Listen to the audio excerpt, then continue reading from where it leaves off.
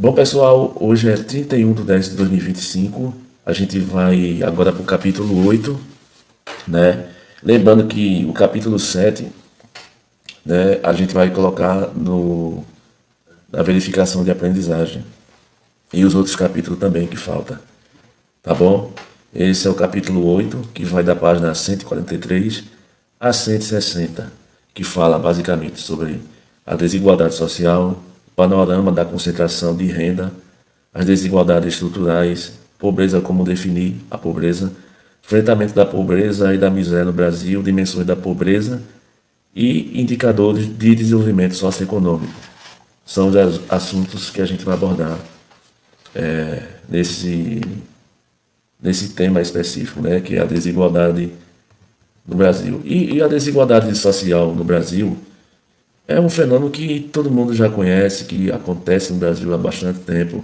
É um fenômeno histórico estrutural que se manifesta na distribuição muito desigual de renda, de riqueza, de falta de oportunidade para muitos e de acesso a serviços essenciais, muitas vezes para pessoas da periferia, como educação, saúde e também saneamento básico.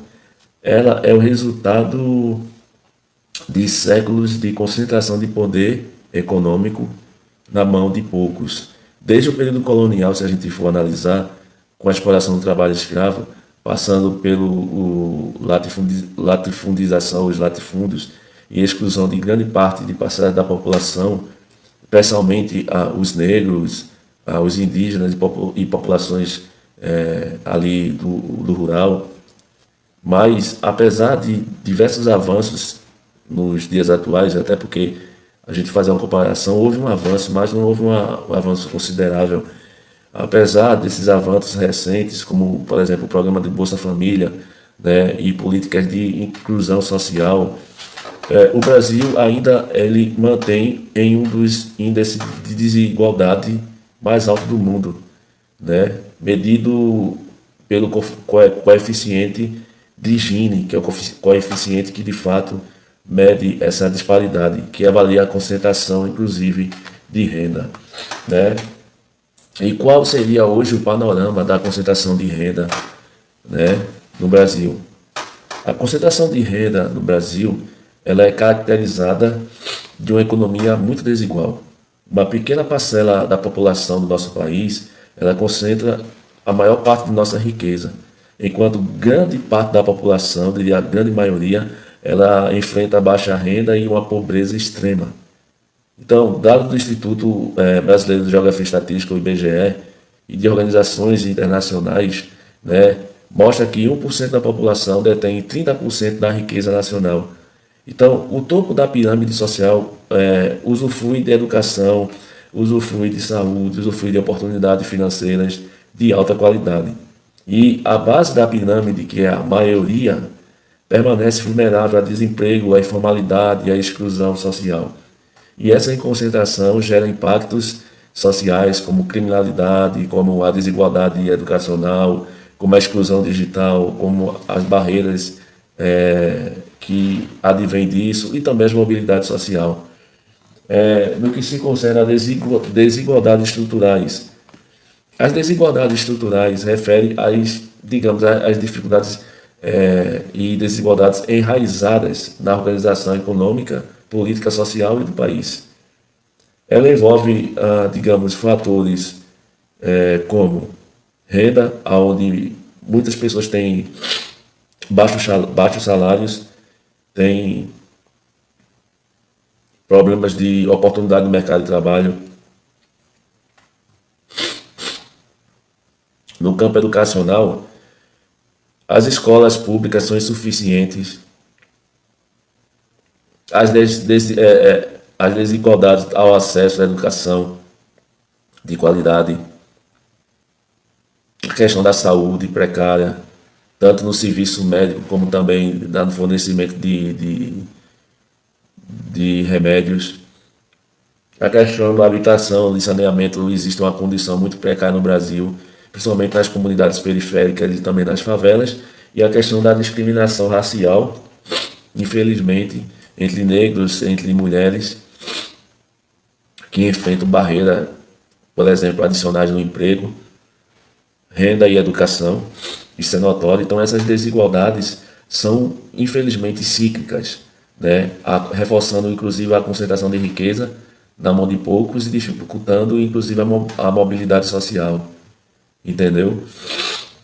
Então, é bem complicado. A questão da pobreza, certo? Como é que a gente pode definir essa questão de pobreza? A pobreza é definida como uma condição de falta de recursos necessários para satisfazer as necessidades básicas. Por exemplo, alimentação, moradia, educação, saúde, segurança. E aí, quando o indivíduo ele não tem condições, particularmente, de, de suprir essa necessidade, ele está dentro da classe da pobreza. Então, existe a divisão de classe da pobreza absoluta. É o indivíduo que não consegue suprir necessidade básica nenhuma. A relativa é o indivíduo que possui recursos suficientes para sobreviver, mas se comparando com a maioria das pessoas que vivem uma condição mais digna, ele vive numa situação apenas de sobreviver. E a questão da vulnerabilidade social, que seria aqueles indivíduos que vivem nas ruas, alto grau de pobreza, instabilidade econômica, que vivem em constantes desempregos e crises sociais. Então, no Brasil, a pobreza é frequentemente acompanhada de miséria, que representa a pobreza extrema, que muitas vezes é caracterizada pela carência, né, grave de alimentos, como água potável e moradia digna. A questão, por exemplo, do que tem no material que fala sobre o enfrentamento da pobreza e da miséria no Brasil. O Brasil possui diversas políticas públicas para reduzir a pobreza, né? Existem vários tipos de diferença de distribuição de renda, como a Bolsa Família, como Auxílio Brasil no passado, política de inclusão social, como acesso à educação, saúde, moradia popular de forma pública e gratuita, as medidas fiscais e tributárias que são isentas à população de baixa renda, né? Investimento em infraestrutura, por exemplo, em saneamento, transporte público e habitação também. Só que mesmo apesar de todos esses esforços, esse desafio persiste, a desigualdade regional persiste, a informalidade, o laboral, o desemprego, a questão da concentração de renda é mal distribuída ainda e que dificulta o combate efetivo à pobreza que a população sofre. Quais são as dimensões? Deixa eu ver no material de vocês. Quais são as dimensões da pobreza? Bom, as dimensões da pobreza ela pode subdividir em econômica, onde o indivíduo tem falta de renda suficiente para subir as suas próprias necessidades. A social, quando falta ali oportunidade para subir, oportunidade, por exemplo, no campo trabalhista, no campo educacional, no campo político, no campo cultural. Na questão territorial, quando ele tem problemas, a desigualdade no acesso a serviços públicos, por exemplo, né? E a infraestrutura entre as regiões urbanas e rurais também é precária. Na questão humana, por exemplo, as limitações do desenvolvimento humano, como no aspecto da saúde, da nutrição e da segurança. Na questão de digital, falta de acesso à internet, à tecnologia, à informação, e que de fato se torna essencial para uma vida digna contemporânea. Então, essas abordagens multidimensional, por exemplo, é essencial e é a fórmula política eficaz e inclusiva quando um governo deseja investir na população para equilibrar, na realidade, essas dimensões. E, por fim, a questão dos indicadores de desenvolvimento socioeconômico, que está no material de vocês. Para medir a desigualdade, por exemplo, e o desenvolvimento, utiliza indicadores, por exemplo, socioeconômicos, né? Por exemplo, o PIB, que é a produção interna bruta, no caso, a renda média por pessoas, né, que indica o nível de riqueza, de pobreza, né? Existe também a questão do coeficiente de Gini, aonde existe maior concentração de renda no país, é feita uma medição. O índice de desenvolvimento humano, que primeiro avalia a questão da educação, da expectativa de vida e da renda, a taxa de pobreza, seja pobreza extrema, entendendo, ou a pobreza real, né, o percentual da população abaixo da linha de pobreza, aí faz uma equiparação para saber os que estão acima da linha de pobreza e os que estão abaixo da linha de pobreza, mediante os vencimentos que ele recebe ou que não recebe, né, ou seja, recebe os auxílios, e esses auxílios subtraído, né, e dividido também pela quantidade de pessoas em sua residência. Indicadores das escolaridades e saúde, por exemplo, a taxa de alfabetização, a mortalidade infantil, acesso básico de saúde e de educação, é tudo isso feito por medições que é feita